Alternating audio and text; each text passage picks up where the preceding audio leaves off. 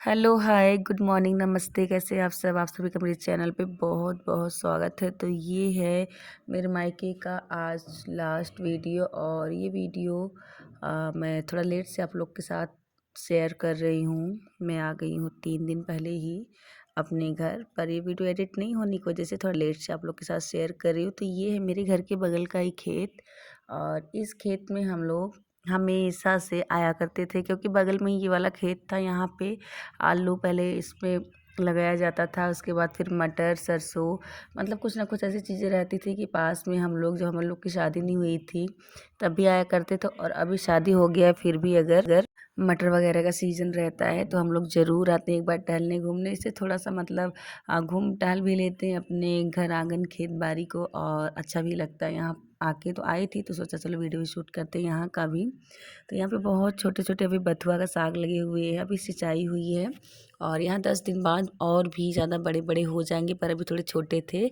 तो मम्मी ने बोला कि जाओ और पास के खेत से थोड़ा सा ताज़ा साग लेके आओ। और साग मुझे काफ़ी ज़्यादा पसंद है, मेरे हस्बैंड को भी साग बहुत ही पसंद है। तो आज मुझे जाना है अपने घर, तो मैंने सोचा चलो चलते हैं, थोड़ा घूम टहल लेते हैं। फिर कहाँ ऐसे मिल पाते हैं टाइम, और ऐसी जगह कहाँ मिल पाते हैं। और शहर का कमरा ही अपना घर रहता है तो उसी में ही सब कुछ रहता है, बाहर निकलना तो बस थोड़ा बहुत काम रहता है, उतना ही हो पाता है। पर गांव में गांव के लोग तो काफ़ी ज़्यादा लाइफ को एंजॉय करते, फ्रेश हवा और बाग बगीचा, खेत बाड़ी और मॉर्निंग की शुरुआत बहुत ही प्यारी प्यारी सी होती है। तो यहाँ पे मैं भी आई थोड़ा बहुत और साग मैंने निकाला और मेरे साथ आई थी एक छोटी लड़की जो मेरे घर पे ही रहती हैं। तो वो भी साथ में आए थे, तो हम दोनों ने मिल के थोड़ा बहुत जो साग निकालना था दोनों लोग निकाल लिए। उसके बाद फिर हम निकल दिए घर के लिए और मुझे जाना है। तो अभी मैंने नहाया नहीं था, तो अभी मैंने फिर नहा धो लिया। और ये है दोपहर का टाइम, तो अभी बन रहा है खाना। तो किचन में ही मैं हूँ, भाभी बना रही थी खाना। तो ये आज छोटा भाई भी सोए थे तो उठ गई हैं सो के। और ठंडक भी आजकल बहुत ही ज़्यादा है गांव में, तो सर्दी और भी ज़्यादा लगती है। बाग बगीचा और नदी नाले सब कुछ है, तो इसीलिए कुहेसा जो होता है वो भी बहुत ही ज़्यादा पड़ा रहता है और ठंडक भी काफ़ी ज़्यादा रहता है बच्चों के लिए, तो बहुत ही ज़्यादा रहता है।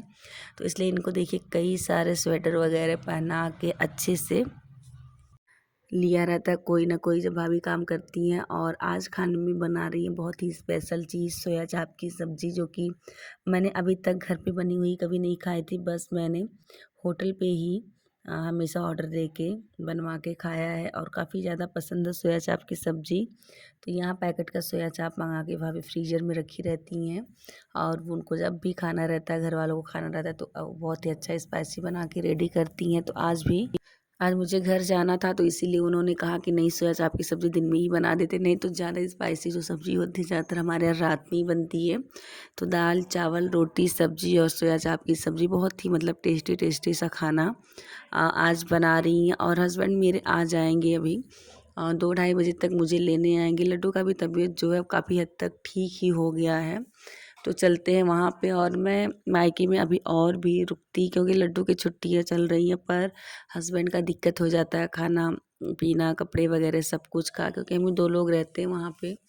तो इसलिए सोचा यहाँ बैठ के खाने से अच्छा चलते हैं। और हस्बैंड परेशान हो रहे होंगे तो इतनी सर्दियों में क्या परेशान उनको करना, तो ये सब सोच के चले आए। नहीं तो वो तो कह रहे थे कि अभी और रुक जाओ, पर मैं नहीं बोली, मैं चलूँगी। और बाबू का तबीयत ख़राब रहता है तो ज़्यादातर वो अपने पापा को ही ढूंढते रहते हैं, पापा पापा करते रहते हैं, तो इसीलिए ले आए। और यहाँ सोया चाप की सब्ज़ी बनाने के लिए भाभी ने सोया चाप में दही, थोड़े से मसाले, नमक मिला के और कुछ देर के लिए, आधे घंटे के लिए रख दिए थे। और उसमें सारे चीज़ जब सेट हो गए उसके बाद फिर प्याज को अच्छी तरह भुनी, टमाटर प्याज थोड़ा सा शिमला मिर्च मटर सब कुछ मिक्स करके अच्छे से इसमें भून लिया। और टमाटर और प्याज का जो है अच्छे से पेस्ट बन गया है गल के एक दूसरे में एकदम चिपक के। उसके बाद फिर मसाले डाले और ये जो सोया चाप आधा घंटा पहले ही और दही थोड़े से मसाले डाल के मिला के रखी हुई थी, तो अच्छे से सेट हो चुके थे।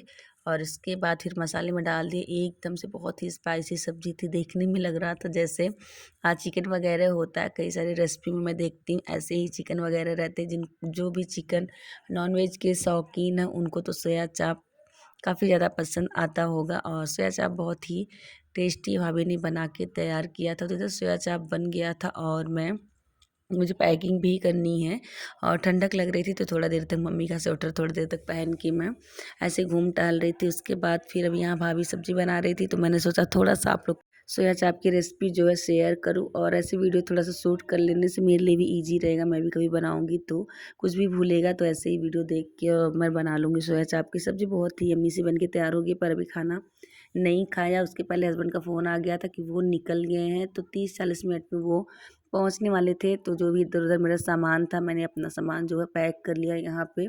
लड्डू को भी कपड़े वगैरह अच्छे से पहना दिए हैं और तबीयत तो सही है, पर फिर भी थोड़ा बहुत अभी है उनको, और फीवर भी कुछ देर दिन रहेगा, दवाइयाँ कुछ दिन चलेंगी।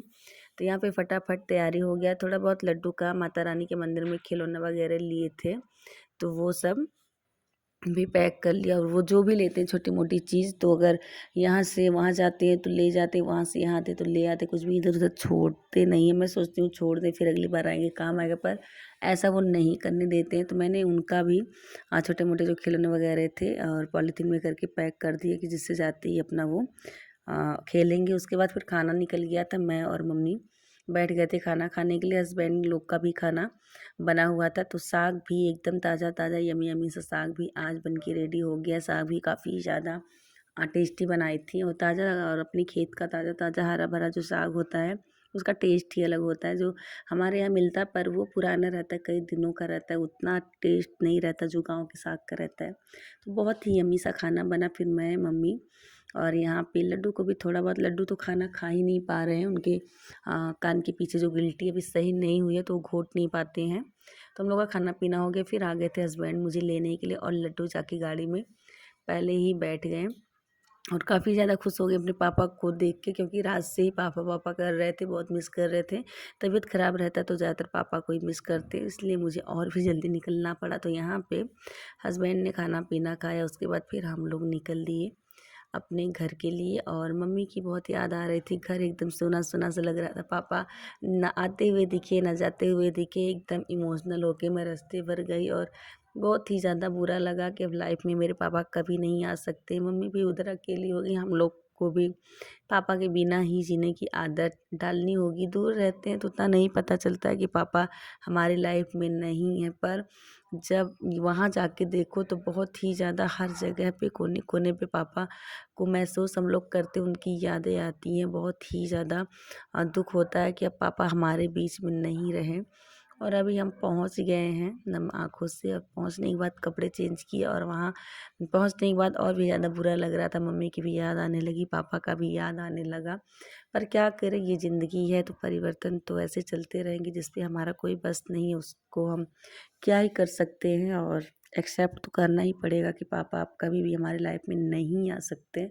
तो फ्रेंड्स, यही था मेरा आज का लास्ट मायके ब्लॉग। आप लोग को मेरा आज का ये ब्लॉग कैसा लगा ज़रूर बताइएगा। लाइक करें, कमेंट करें, प्लीज़ सब्सक्राइब भी करें।